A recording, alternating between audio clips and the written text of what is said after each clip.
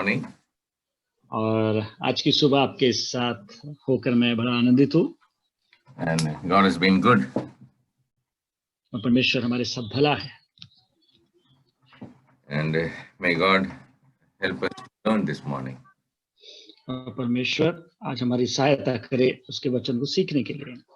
Praise the Lord. Praise the Lord. I think we have seen the paradoxes in the last class. और पिछले class में हमने paradox के विषय में सीखा। That is, two shall be one. दो एक होंगे। And adults shall be as children. और बड़ों ने बालक बनना है। The first shall be the last. और जो अंतिम है वो पहले होंगे, जो पिछले हैं वो पहले होंगे। The servant shall be rulers. और सेवक शासक होंगे। The poor become rich. और कंगाल धनी होंगे। Well, I think we have to go through this poor becoming rich in this class. और आज के क्लास में हम इस विषय पर अध्ययन करेंगे कि जो कंगाल है वो धनी होंगे। इस विरोधाभास पर हम आज अध्ययन करेंगे।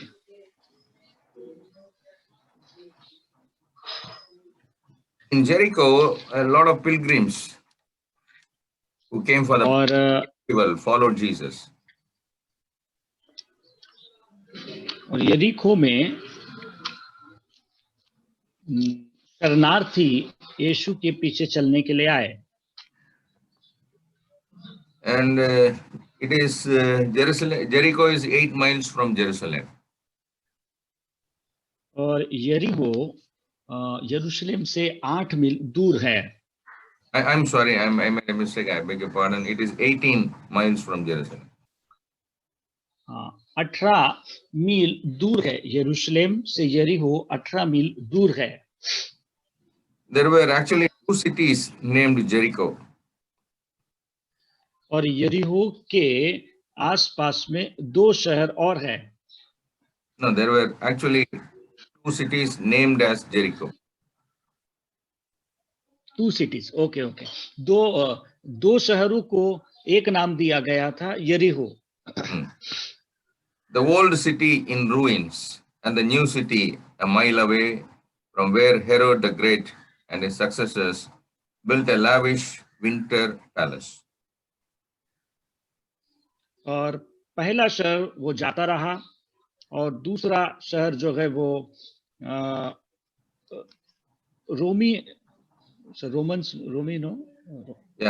Herod the Great and his successors built a big palatial, lavish building for the winter palace.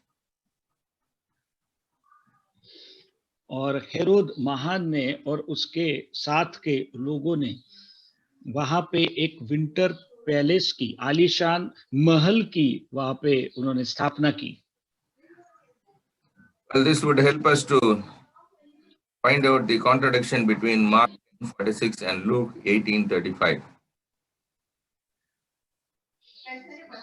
और हमें इस घटना को समझकर जो विरोधाभास है, जो मरकुस 10 अध्याय और लूका 18 अध्याय के बीच में है, उसको समझने में हमें सहायता प्राप्त होगी। There were 2 blind beggars sitting by the road. और 2 ऐसे भिखारी थे जो सड़क के किनारे बैठे हुए थे। Matthew 20:30. मत्ती 20 उसका वचन 30। And one of whom was named as Bartimaeus. और उसमें से एक का जो नाम था वो था Bartimaeus. Both Mark and Luke focused attention on him. और मरकुस और लूका ने इस व्यक्ति के ऊपर में ध्यान आकर्षित करने की कोशिश की. The beggars heard that Jesus of Nazareth, the healer, was passing by. और इन भिखारियों ने इस विषय के बारे उन्होंने सुना कि यीशु जो चंगा करने वाला है इस नगर से होकर जा रहा है. They did their best to get his attention. और उन्होंने उसका ध्यान आकर्षित करने के लिए एक कार्य को किया. उन्होंने अपनी अच्छी कोशिश की. So that they would be getting his merciful touch and getting healed. ताकि उसका दया भरा स्पर्श उन्हें प्राप्त हो और वे चंगे हो जाए. At first, the crowd tried to silence them. तो सबसे पहले भीड़ ने उन्हें शांत रहने को कहा. But when Jesus stopped and called these men, लेकिन यीशु रुका और इन लोगों को बुलाने की आज्ञा दी. the crowd encouraged them. और भीड़ ने उन्हें प्रोत्साहित किया. Desperate people do not permit the crowd to keep them from Jesus. और व्याकुल लोगों की भीड़ वो उन्हें यीशु के पास जाने से रोक नहीं पाई. If you see Mark 5:25 to 34, यदि आप मरकुस 5 अध्याय 25 से लेके आप 34 वचन तक देखें. Bartimaeus threw off all his garments so that it would not trip him. और बर्तिमाई ने अपने कपड़े फेंके और वह आगे बढ़ा. And he hastened to the master. और वह स्वामी की ओर आगे बढ़ा. Well, some of the disciples or the pilgrims would have helped him. और जो शरणार्थी वहां पे यीशु के पीछे चल रहे थे उन्होंने उसकी सहायता की. What do you want me to do for you? तू क्या चाहता है कि मैं तेरे लिए करूं? Well, it seems to be a strange question, to ask to a blind man. एक अंधे व्यक्ति से ऐसा एक प्रश्न पूछना थोड़ा अचंभा लगता है. But Jesus wanted to give the man an opportunity to express himself and give evidence of his own faith.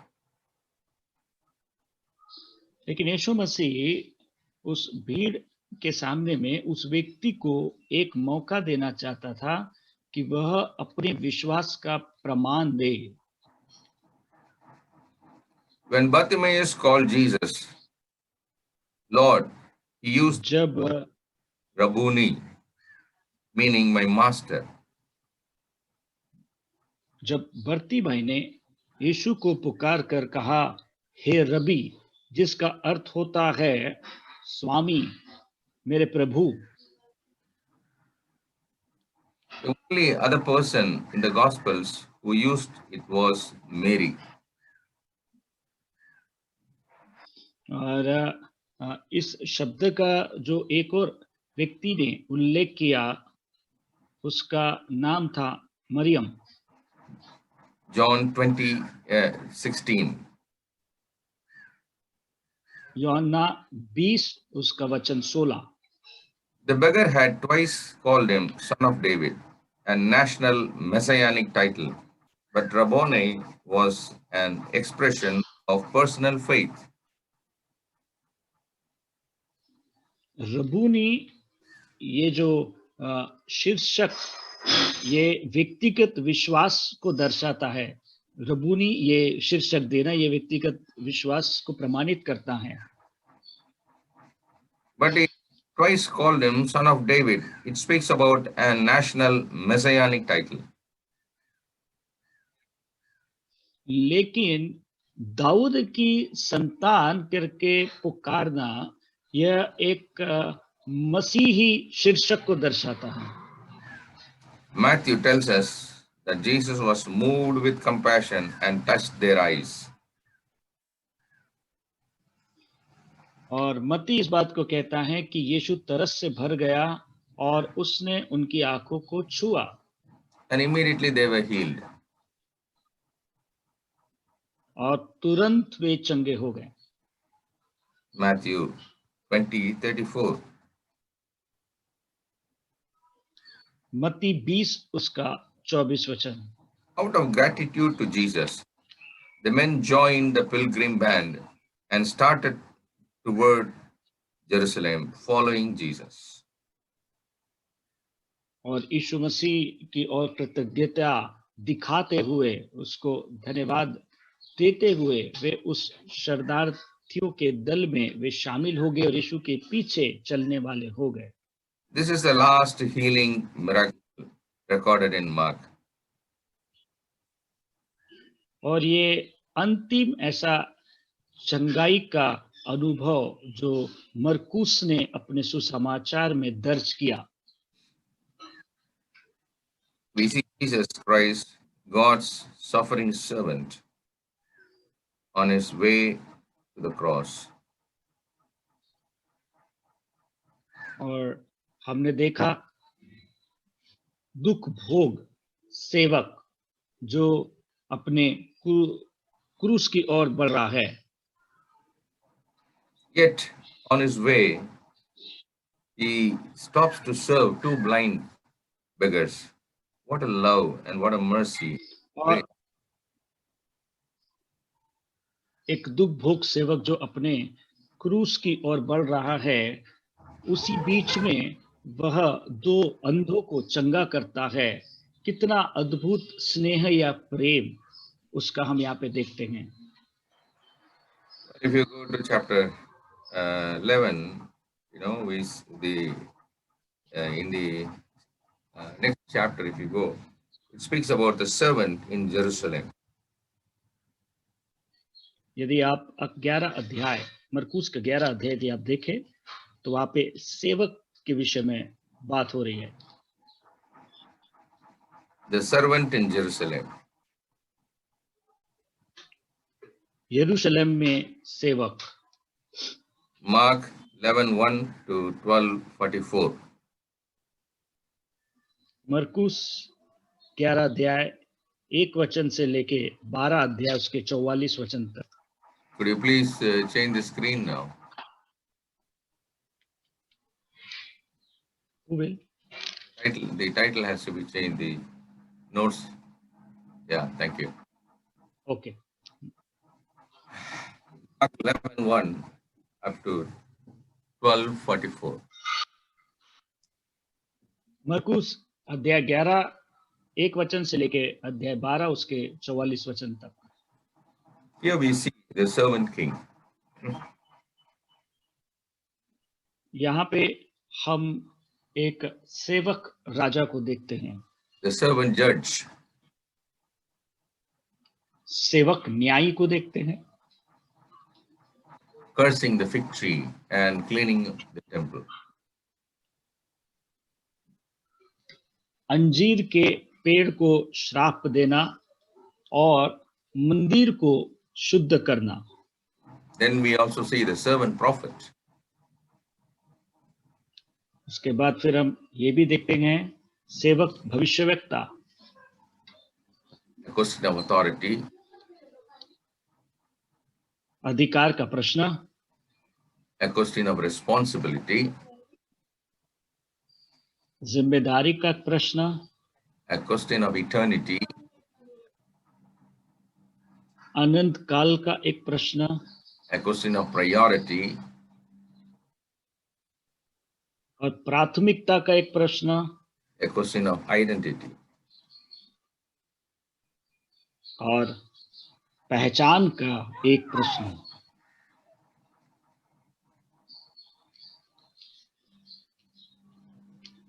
Well, when Passover is celebrated in Jerusalem, it is a delight for the Jews and despair for the Romans.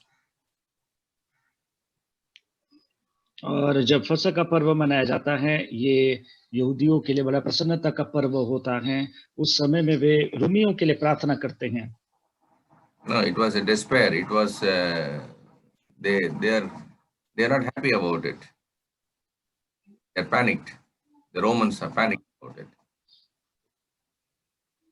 Okay okay, हाँ, उस जब फसह का पर्व मनाया जाता था यहूदियों के माध्यम से, उस समय में रोमी लोगों को अच्छा नहीं लगता था। वे लोग थोड़े व्याकुल हो जाते थे।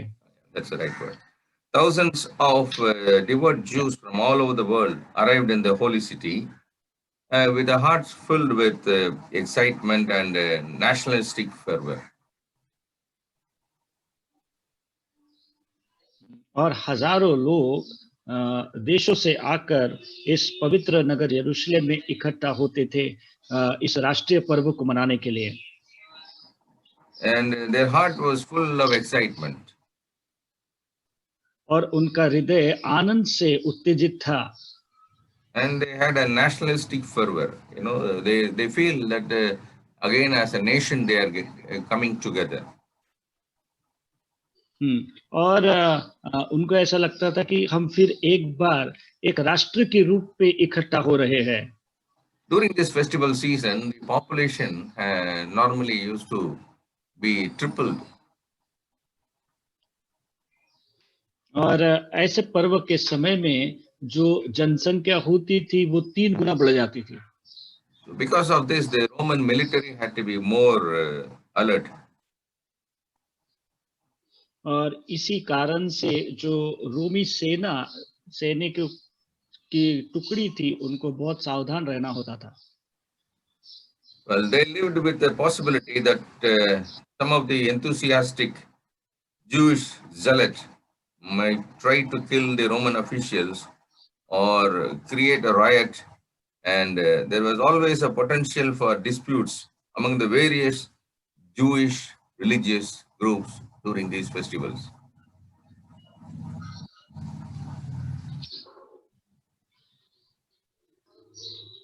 Pardon me, sir. Well, when the Jewish people gathered Internet. this way, Yeah.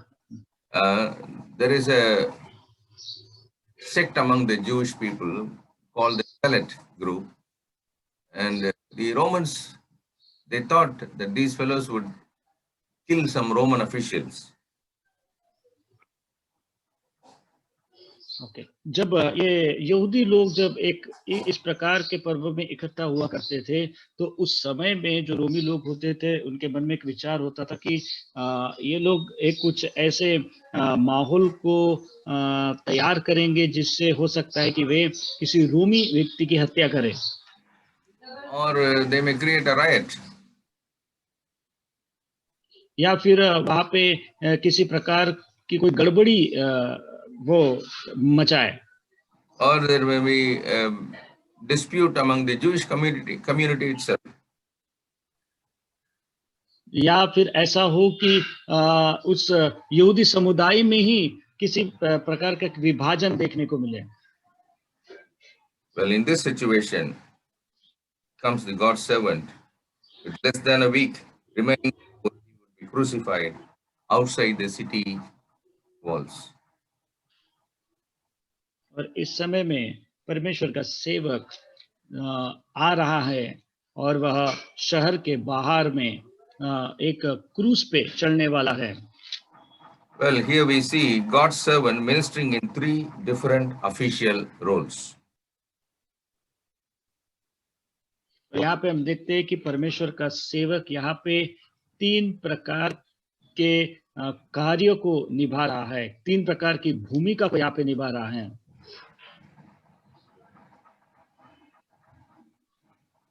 Three different official roles he's doing it. The servant is ministering. Number 1. और सेवक अपनी सेवकाई सेवक जो अपनी सेवकाई को यहाँ पे 3 प्रकार से निभा रहा है। पहली सेवकाई वो निभा रहा है, वो है सेवक राजा की सेवकाई को निभा रहा है। Mark 11, 1 to 11. मरकुस 11 अध्याय 1 वचन से लेकर अध्याय वचन 11 तक। Well, while traveling, the way that Jesus traveled, anybody would reach Bethany. That is the first place that they would all reach. और यात्रा के दौरान जो सबसे पहले स्थान पर यीशु पहुंचे वो था बेथनी में। And then they come to Bethbage. उसके बाद फिर वो बतफगे में आए, about 2 miles from Jerusalem. फिर वहां से निकलकर वह यरूशलेम को गए।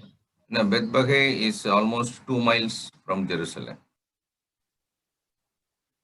और बतफगे यरूशलेम से 2 मील की दूरी पर है लगभग।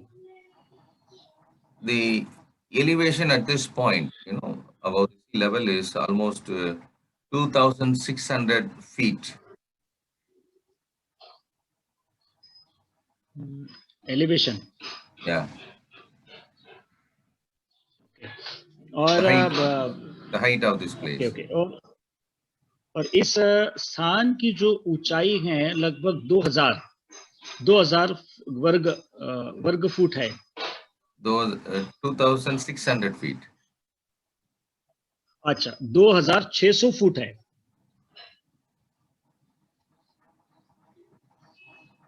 From here you could have a view of the holy city.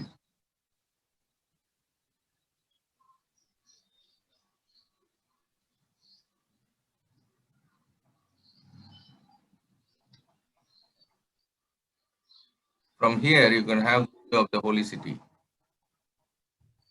अब यहाँ से उन्हें पवित्र नगर की ओर जाना है। You can see the holy city. You can have the view of the holy city.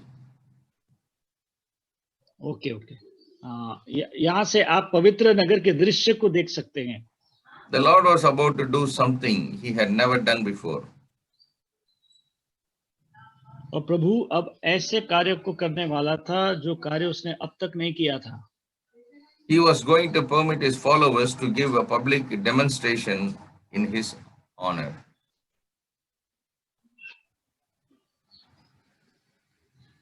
Some network breaking, sir. Can you repeat, please? He was going to permit his followers to give a public demonstration in his honor. यीशु मसीह अपने चेलों के बीच में एक उदाहरण को एक demonstration देना चाहता था, एक उदाहरण को देना चाहता था। The followers, he allowed his followers to honor him in a public way, in a way of demonstration. Okay वो चाहता था उसके चेले लोगों के बीच में, भीड़ में उसका आदर करे। उसके लिए उसने एक यहाँ पे डेमोन्स्ट्रेशन दिया, एक उदाहरण दिया। Jesus sent 2 of his disciples to Bethbage to get the colt that he needed for the event. और यीशु ने अपने चेलों को बतफगे में भेजा ताकि वहां से वो एक ऐसे गधे के बच्चे को, लादू के बच्चे को लेकर आए जिसकी उसे आवश्यकता थी। Well, nowadays, the donkey is considered to be the poor animal, a humble beast. But in those days, it was looked as an animal fit for the use of the king. और इन दिनों में गधे इस जानवर का इस्तेमाल एक दीनहीन के रूप में होता है, लेकिन उन दिनों में जो गधों का इस्तेमाल हुआ करता था, जिस पर राजा सवार करते थे। First Kings chapter 1 and verse 33.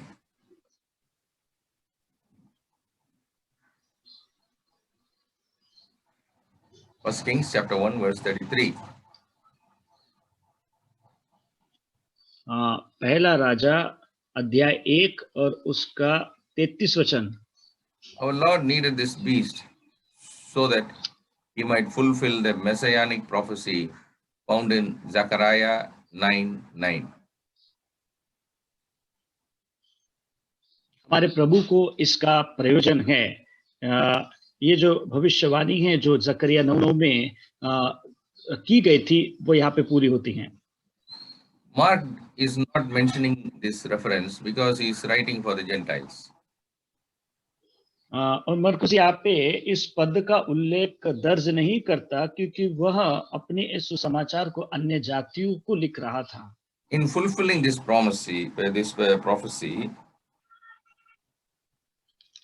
और इस प्रतिज्ञा को पूरी करते हुए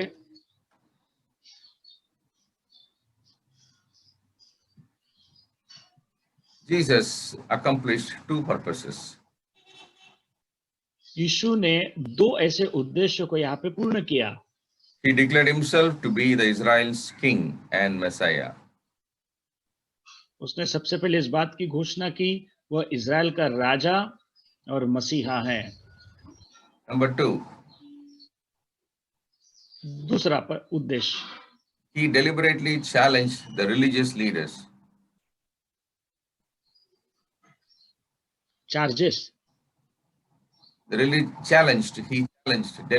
challenged these religious leaders. Okay, और उसने जानबूझकर इन धार्मिक पुजारियों को चुनौती दी।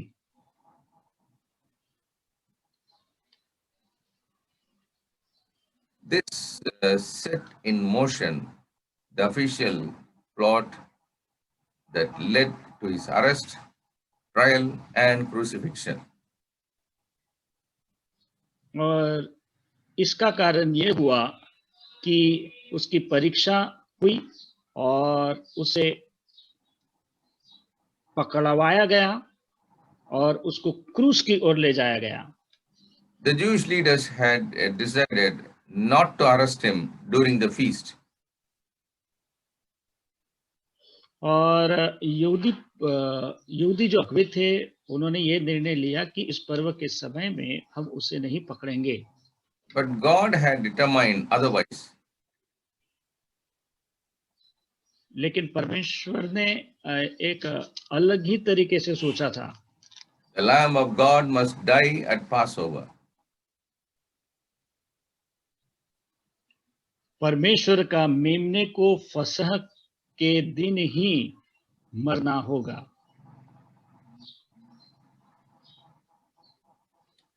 Many patriotic Jews from the crowd of pilgrims eagerly joined the procession that proclaimed Jesus as the King, the Son of David, come in the name of the Lord. और कई ऐसे पैट्रियोटिक यहूदी लोग हैं जो इस पर्व में आए हुए थे। वो लोग इस बात की घोषणा कर रहे थे कि यीशु दाऊद की संतान। The visitors from Galilee were the most prominent in the procession. और इस सभा में गलील के जो लोग थे वह मुख्य रूप में देखे गए थे।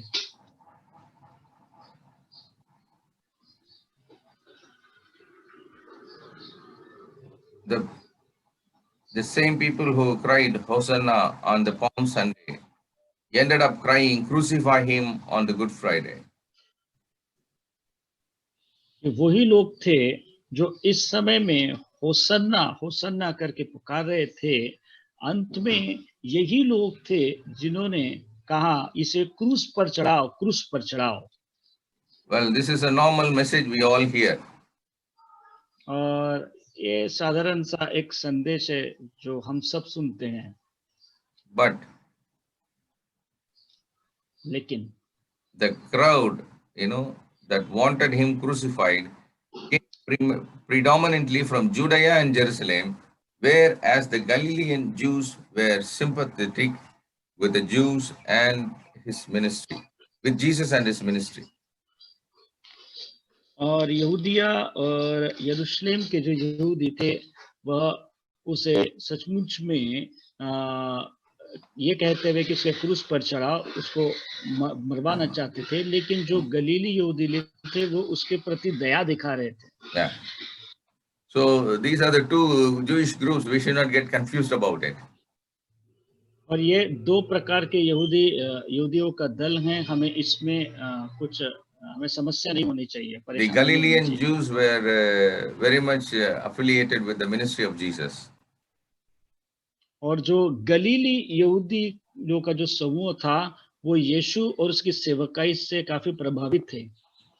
Whereas the Jewish people from Judea and Jerusalem, they were hostile. They were against Jesus.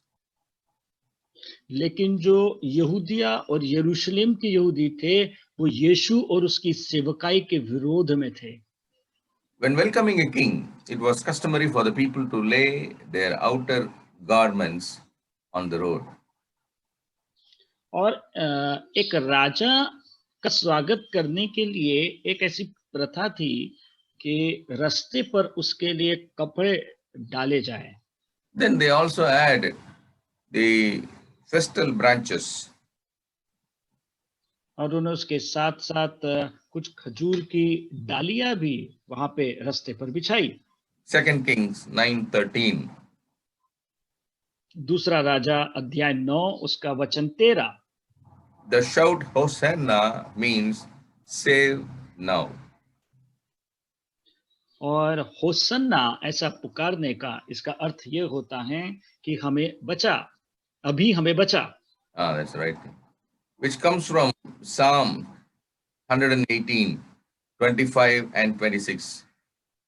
और ये भजन 118, 25 और 26 वचन से लिया गया है। Of course, Jesus knew that the people were questioning from the Messianic Psalm, quoting from the Messianic Psalm. और यीशु जानते थे कि लोग जो है उस भजन को यहाँ पे बोल रहे हैं, उस मसीह के बारे में बताए गए भविष्यवाणी के भजन को यहाँ बोल रहे हैं। Psalm 118, 22 and 23. भजन उसका 118 उसका 22 और 23 वचन। With Matthew 21, 42 to 44. और मत्ती उसका 21 और उसका 22 से 42 से लेके 44 वचन। And Acts of the Apostles, chapter 4, verse 11. और प्रेरितों के काम अध्याय 4 उसका वचन 11। But he allowed them to go right ahead and shout. लेकिन उसने उन्हें अनुमति दी कि वो उसके आगे आगे जाए और उसके लिए पुकारे। He openly affirmed his kingship as the son of David. और उसने अपने इस अधिकार को स्वीकार किया कि वो सचमुच में दाऊद की संतान है। Well, the Romans, seeing all these things, what would they thought would be? और जब रोमियों ने इन सब बातों को देखा तब उन्होंने क्या सोचा? The Romans were experts in parades and official public events. क्योंकि रोमी लोग जो है ऐसे परेड्स और कदम ताल और लोगों के बीच में इस प्रकार के कार्य में बड़े ही प्रचलित थे। We call this event as a triumphal entry, but no Roman would have used that term. हम इसे विजयी प्रवेश करके कहते हैं, लेकिन रोमी लोग कभी भी इस प्रकार के शब्द का इस्तेमाल नहीं करते थे। An official Roman triumph was indeed something to behold. और रोमी ऑफिशियल जो विजय था वो इसका मतलब है कि उसको रोका जा रहा है। Well, let me explain it very, very simply. When a Roman general came to Rome after a complete conquest of the enemy, victory over the enemy, he was welcomed home with an elaborate official parade. Okay okay. जब एक रूमी सिपाही किसी युद्ध को जीत कर जब घर वापस आता था तो उसका स्वागत एक सामूहिक कदमताल के माध्यम से उसका आदर करके उसको स्वीकार किया जाता था। In the parade, he would exhibit his trophies of war and the illustrious prisoners, the prisoners of war he had captured. और उस युद्ध के दौरान जो उसे पुरस्कार मिले हैं, जो उसने पाया है, उसका प्रदर्शन होता था और जिनको वो बंधुआई करके लेकर आते थे उसको भी दिखाया जाता था। The victorious general rode in a golden chariot. और जो विजय प्राप्त किया हुआ जो जनरल हुआ करता, जो सिपाही हुआ करता था, उसे सोने के रथ पर चढ़कर ले जाया जाता था। The priest used to burn the incenses in his honor. और याजक उसके सम्मान में धूप जलाया करते थे। And the people shouted his name and praised him.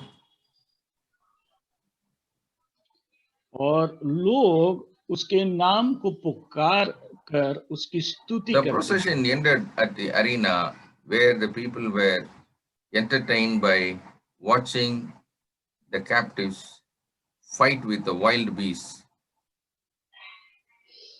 और ये जो पर्व होता था, इसकी समाप्ति इस प्रकार से होती थी कि जो बंधुआई करके लोगों को लाया जाता था, उनका एक खेल होता था, उस खेल में इनका सामना किसी पशु के साथ होता था और इसके माध्यम से इस पर्व का अंत होता था। Wild beasts. जंगली पशु के द्वारा इनको फाड़ा जाता था। The wild animals used to fight with them. Yes. Then, Yes. and that was a sign of a Roman triumph. और ये रोमी लोगों का एक ऐसा चिन्ह हुआ करता था। Our Lord's triumphal entry was nothing like that. लेकिन हमारे प्रभु का जो विजय प्रवेश था वो इस प्रकार से नहीं था। But it was a triumph just the same.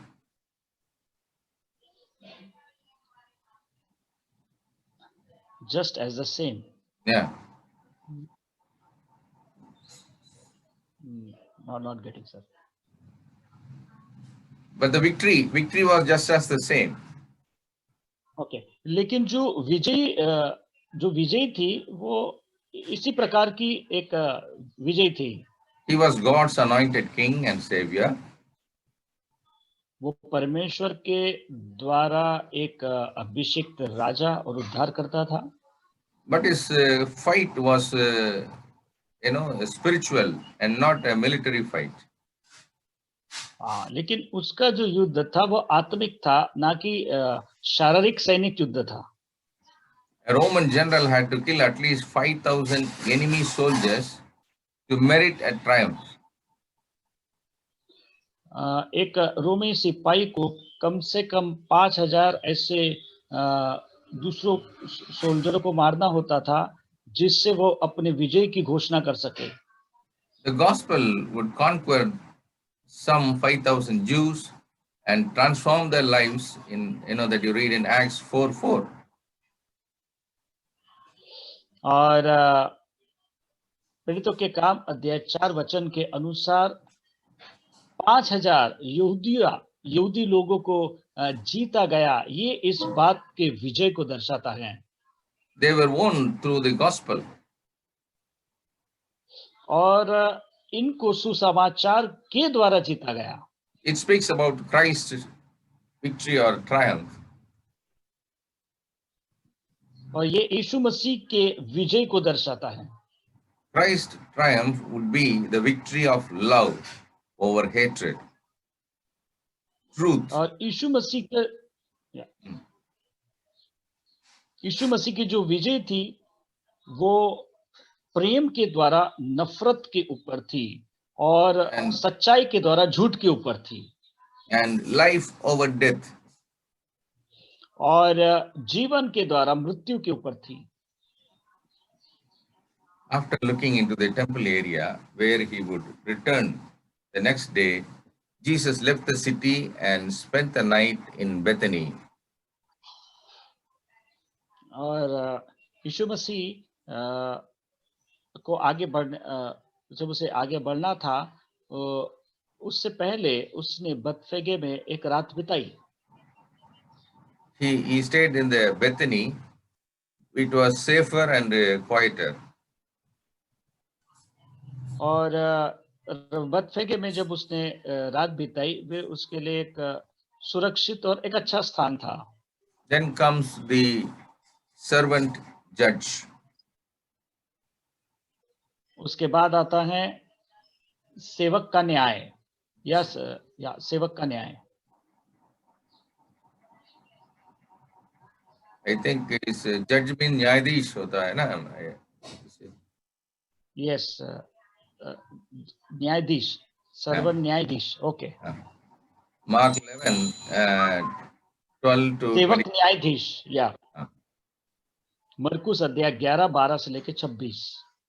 Our Lord's condemning of the tree and cleaning the temple were both symbolic acts that illustrated the sad spiritual condition of the nation of Israel. और जब प्रभु यहाँ पे एक अंजीर के पेड़ को श्राप देता है और वह मंदिर को शुद्ध करता है, यह यरूशलेम ये इजरायलियों के एक आत्मिक कमतरता के उस दुखित वातावरण को प्रस्तुत करता है. निराशाजनक वातावरण को प्रस्तुत करता है. In spite of its many privileges and opportunities, Israel was outwardly fruitless and inwardly corrupt. और कई मौके प्राप्त होने के बावजूद भी इज़राइल अंदर से दूषित था और बाहर से वह पूर्ण रीति से भ्रष्ट था. Fruitlessness is found in the tree and corruption is inside, which is found in the temple. और फल रहित होना यह इस पेड़ में देखने को मिलता है. Outer. और भ्रष्टता ये बाहरी जीवन को दर्शाता है और मंदिर भ्रष्ट होना वो भीतरी मनुष्य को दर्शाता है.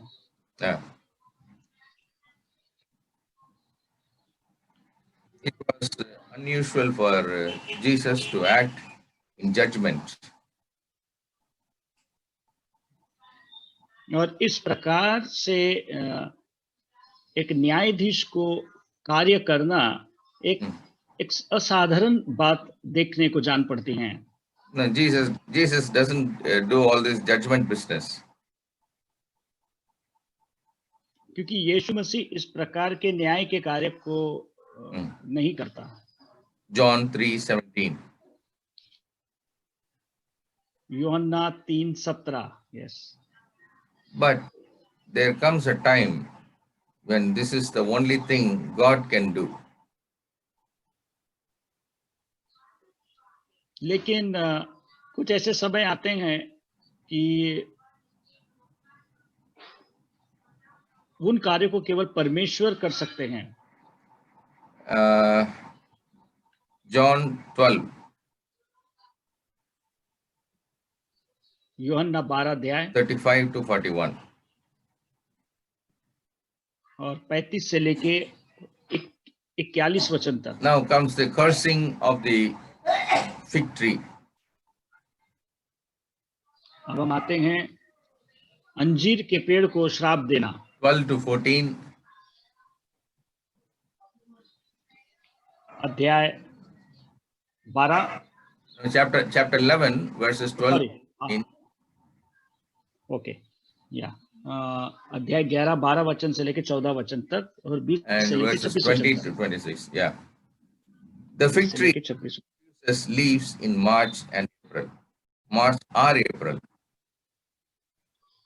और अब जैतून के fig trees leaves Yeah. Grow,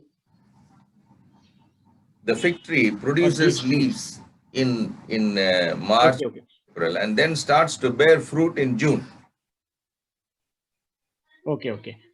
अंजीर का जो पेड़ है वो मार्च और अप्रैल के बीच में उसमें पत्तियां आना, नई पत्तियां आना शुरू होती हैं और जून के महीने में उसमें फल लगते हैं। Then another crop comes in August and possibility a third crop in December. और उसके बाद जो अगली फसल होती है वह अगस्त में आती हैं और उसके बाद जो है वह अक्टूबर में आती है। No, December. The third crop is in sorry, अच्छा, और तीसरी जो फसल आती है वो दिसंबर में आती है। The presence of leaves could mean the presence of fruit. पत्तियों का उपस्थित होना इसका मतलब है कि वहां पे फलों का भी होना। It doesn't Even mean though or mean even though that fruit was left over from the previous season.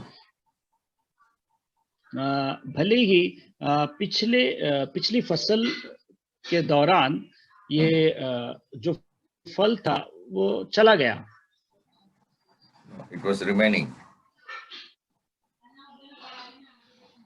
The वो वहां presence पे बना of हुआ है। yeah. Well, the leaves, if you see the leaves on the tree, it speaks about some of the fruits which are left over during in the previous seasons. Fruits were left over. Okay okay. जब पेड़ में जब पत्तियां दिखती हैं तो वो इस बात को दर्शाती हैं कि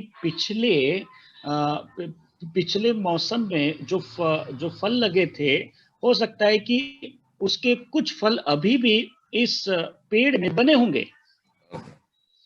It is significant that in this incident, Jesus did not have a special knowledge to guide him.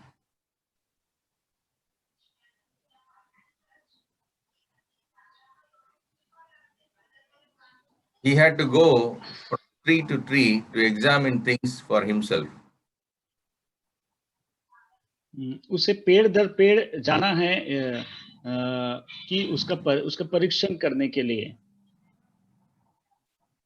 If he had the power to kill a tree, he had the same power, to restore the tree and make it produce fruit. यदि उसके पास किसी पेड़ को नष्ट करने की सामर्थ्य है तो उसी के साथ उसके पास उस पेड़ को हरा भरा करके उसमें फल लाने की भी सामर्थ्य है। He drove the pigs in Mark 5. मरकुस 5 में उसने सूअर को बाहर निकाला। This is the only instance of our Lord using his miraculous power to destroy something in nature. और यही एक पहली घटना हमें देखने को मिलती है जहाँ पे हमारे प्रभु ने इस बात को प्रदर्शित किया कि नैसर्गिक बातों को नष्ट करने के द्वारा। Why he is doing it? He wanted to teach us two important lessons. वो ऐसा क्यों कर रहा था? उसपे वो हमें दो ऐसे महत्वपूर्ण पाठ को पढ़ाना चाहता था। Number one is there is a lesson on failure. और पहला जो पाठ था वो था असफलता का। Failure. असफलता या नाकामी। Israel had failed to be fruitful to God.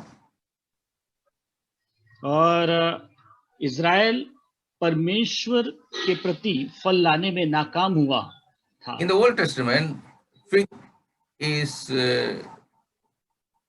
associated with the nation of Israel. पुराने नियम में अंजीर जो है वह इज़राइल राष्ट्र से जुड़ा हुआ था। Jeremiah 8:13. यिर्मयाह 8 उसका वचन 13, Hosea 9:11. होशे 9 उसका वचन 11, I'm sorry, 9:10. 9:10. 9 का 10, होशे 9 10, Nahum 3:12. नहूम 3 उसका 12 वचन। Like the fig tree of our Lord Christ, Israel had nothing but leaves. और इस अंजीर के पेड़ में पत्ती न होने के समान यीशु मसीह ने कहा कि इज़राइल में कोई फल नहीं है। Well, we have to note something special here. The tree dried up from the roots. और एक जो मुख्य बात हमें यहाँ पे ध्यान देने की आवश्यकता है कि ये जो पेड़ है जड़ से सूख गया था। Mark 11:20. मरकुस अध्याय 11 उसका वचन 20।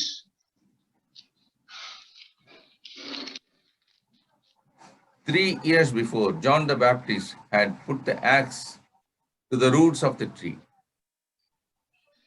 और 3 साल पहले यूहन्ना बपतिस्मा देने वाले ने इस पेड़ की जड़ को लगाया था। No, he said that the axe is kept at the roots of the tree. Okay, हाँ उसने 3 साल पहले उसने कहा था कि पेड़ पर कुराड रखी गई है। Matthew 3:10. मती उसका 3 और 10 वचन। But the religious leaders did not listen to this message. लेकिन जो धार्मिक अगुवे थे उन्होंने उसके इस संदेश को नहीं सुना। Whenever an individual or a group rise up spiritually, it is usually from the roots. और जब भी कोई धार्मिक अगुवे religious leaders or a group. Okay, धार्मिक अगुवे या व्यक्तिगत या कोई दल यदि कोई उठ खड़ा होता है तो वह जड़ से ही उठ खड़ा होता है। When they dry up spiritually from the root. और उनका जो सूखना होता है वह आत्मिक रीति से जो सूखना होता है वह जड़ से होता है। The disciples would probably connect this miracle with a parable with the Jesus gave some months before. और चेलों ने इस दृष्टांत की तुलना उन दृष्टांतों से की जो पहले यीशु मसीह ने दी हो, उससे हो सकता है कि उन्होंने इसकी तुलना की हो। This parable, this miracle was connected. They would have connected this miracle with a parable. Okay, उन्होंने इस आश्चर्य कार्यक्रम को दृष्टांत से जोड़ा। Luke 13:1-9. लूका 13 1 से लेके 9 वचन। They would also recall Micah 7:1-6. और उन्होंने मीका 7 1 से लेके 9 इस वचन को भी स्मरण किया। Where the prophet declares that God is seeking the first ripe fruit. जहाँ पे परमेश्वर पहले तैयार होने वाले फल की प्रतीक्षा कर रहा है। Christ is still seeking fruit from his people, and for us to be fruitless is sin. और मसीह भी जो है फल के विषय में बात कर रहा है, उसके लोगों के लिए ये हम में फल न होना ये हमारे लिए ठीक नहीं है। Jesus also used this miracle to teach us a lesson on faith. और यीशु ने इस मिरेकल को, इस आश्चर्य कर्म का इस्तेमाल इसलिए किया ताकि वो हमें विश्वास के विषय में सिखाए। Well, the first lesson that we learn from this miracle is Jesus is teaching us about our failure. The second one is he's teaching us through this miracle is a lesson on faith. और जैसे हमने कहा था कि यीशु मसीह ने हमें इस आश्चर्य कर्म के द्वारा दो पाठ पढ़ाए। पहला पाठ उसने बताया कि नाकामी या असफलता, और दूसरा पाठ जो उसने हमें इस पाठ के द्वारा पढ़ाया वो है विश्वास। The next morning when the disciples noticed the dead tree, और अगले दिन जब चेलों के द्वारा उस सूखे हुए पेड़ को देखा गया, Jesus said, "Have faith in God." The meaning is यीशु ने be trusting God. यीशु ने उनके उत्तर में कहा, परमेश्वर पर विश्वास रखो। इसका अर्थ है कि परमेश्वर पर भरोसा करो। Live in a constant dependence on Him. उस पर पूर्ण निर्भर होकर, लगातार उस पर निर्भर होकर जीवन को जियो। In a Jewish imagination, a mountain signifies something strong and immovable. और यहूदियों की कल्पनाओं में, उनकी मन की कल्पनाओं में एक पहाड़ का हटना एक प्रकार का संभव कार्य है। नहीं है। हाँ, नहीं है। Something strong and immovable. Zechariah जकरया 4:7 4 अध्याय उसका 7 वचन says that we can move these mountains only by trusting God. और उसने कहा कि परमेश्वर पर भरोसा रखने के द्वारा ही हम इस पहाड़ को हटा सकते हैं। This is not the only lesson Jesus ever gave on prayer. ये केवल प्रार्थना के ऊपर में दिया हुआ एक ऐसा पाठ ही नहीं है जो यीशु ने यहाँ पे दिया। But we must be careful not to isolate it from the rest of the scripture. हमें सावधान रहने की आवश्यकता है कि बाकी के जो परमेश्वर के वचन है उसके प्रति। Prayer must be in the will of God. प्रार्थना हमेशा परमेश्वर की इच्छा के अनुसार होनी चाहिए। 1 John 5:14 and 15. पहला यूहन्ना अध्याय 5, 14 और 15। And the one who is praying must be abiding in the love of God. और जो व्यक्ति प्रार्थना कर रहा है उसे परमेश्वर के प्रेम में बने रहने की आवश्यकता है। John 15:7 to 14. यूहन्ना अध्याय 15, 7 से लेकर 14 वचन। Prayer is not an emergency measure that we run to when we have a problem. और प्रार्थना कोई ऐसा आकस्मिक ऐसा माध्यम नहीं है कि जब हमें समस्या है तभी हम परमेश्वर के तरफ प्रार्थना के लिए जाए।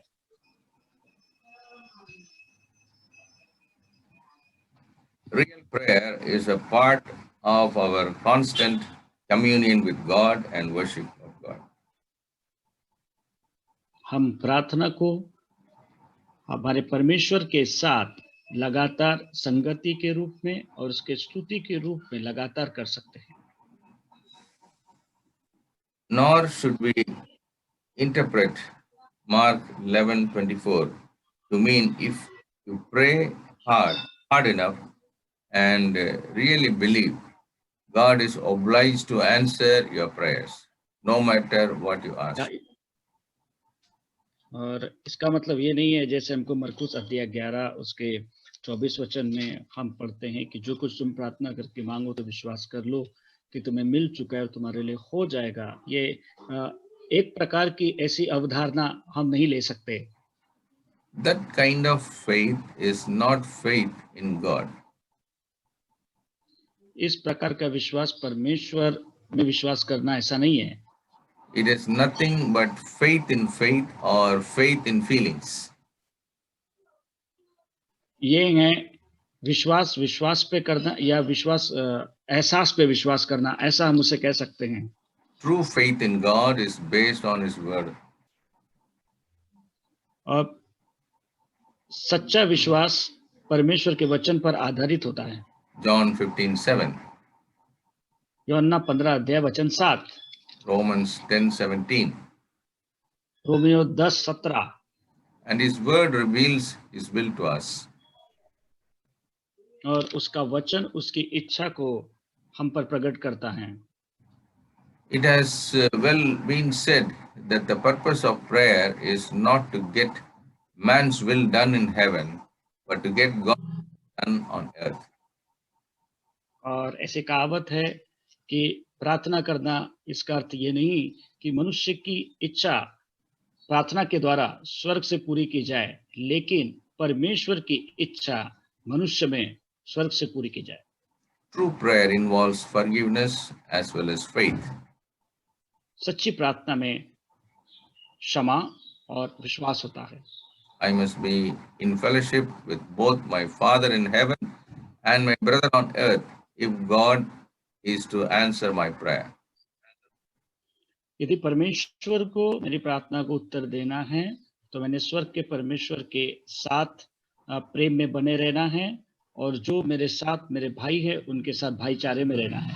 In the Lord's Prayer, we see our Father which art in heaven and not my Father which art in heaven. और जो अंतिम प्रार्थना जो हम देखते हैं, जो प्रभु की प्रार्थना है, जिसमें लिखा है कि हे हमारे पिता, ना कि हे मेरे पिता। Though Christians may pray in private, no Christian ever prays alone. For all of God's people are part of the worldwide family that unites, seek God's blessings. यद्यपि व्यक्तिगत रीति से व्यक्ति प्रार्थना करता है, लेकिन सामूहिक रीति से परमेश्वर की आराधना में सम्मिलित होता है संपूर्ण विश्व भर में, क्योंकि हम सब परमेश्वर के परिवार के एक सदस्य हैं। Prayer draws us together. प्रार्थना हमें एकत्रित करती है। We do not earn God's blessings by forgiving one another.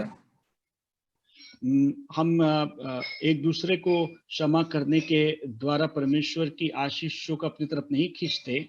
Our forgiving spirit is one evidence that our hearts are right with God and that we want to obey His will. और क्षमा करने की आत्मा के द्वारा हम इस बात को बताते हैं कि परमेश्वर हम तेरी इच्छा को अपने आज्ञा मानने के द्वारा पूरी करना चाहते हैं। And this makes it possible for the Father to hear us and to answer our prayer.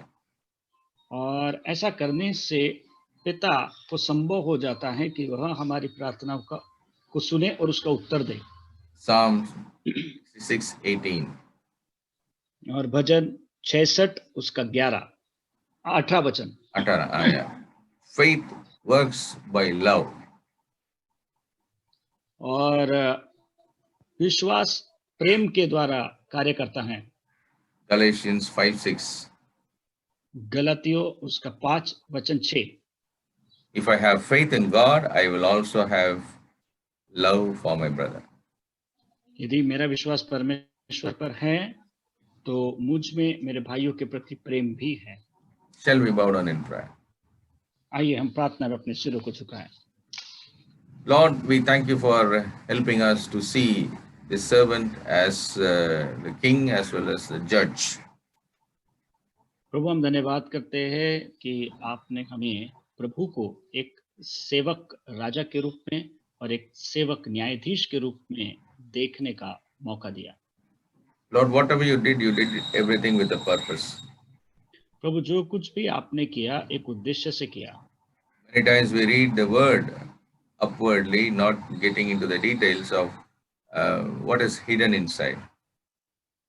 और प्रभु जी हमने आपके वचन में देखा प्रभु जी बड़े गहरे से जो कुछ उस वचन के गहरे में छुपा हुआ है प्रभु, उसको हमने देखा।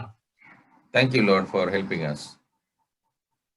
धन्यवाद प्रभु हमारी सहायता करने के लिए। We give you all glory and honor. हम तुझे सारी महिमा और आदर देते हैं। In Jesus' name, यीशु के नाम में हम प्रार्थना मांगते हैं। amen and amen. आमीन आमीन।